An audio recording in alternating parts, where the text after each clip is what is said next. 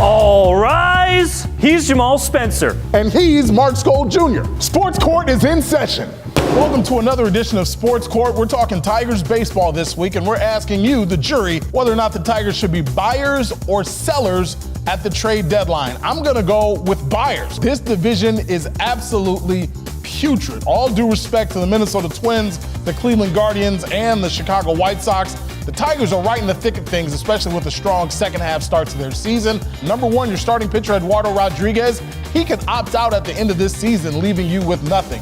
Javier Baez, he could opt out at the end of this season, leaving you with nothing. So if you're going to lose some guys, might as well go for gold while you got it. See if you can get into the playoffs, because once you get into the postseason, anything can happen. Jamal, that's exactly why they should be sellers. If Eduardo opts out, if Javi opts out, then they should trade them now so they get something for them for the future instead of not getting anything. I think that makes the most sense. And I know if you get in, you have a chance to win the whole thing.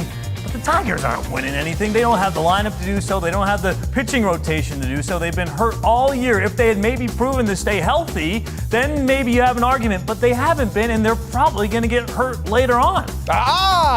Mark, you just made a very interesting point. They haven't had the pitching rotation because they've been injured. Well, guess who's back? Eduardo Rodriguez is back. Tarek Skubal is back. Matt Manning will be back. You're looking at right now in the minor leagues, I think Spencer Turnbull is making a minor league start for the Whitecaps this week. So all of a sudden you look up and maybe that rotation's getting better just by getting some injured guys back. Reese Olson's been pretty good in that rotation. All I know is because of those injuries, the Tigers have been pretty bad. Well, guess what? They got Riley Green back from the injured list. He's ready to go. Akil Baddoo came back. So now that you're healthier, maybe we can start to see what a good Tigers baseball team looks like.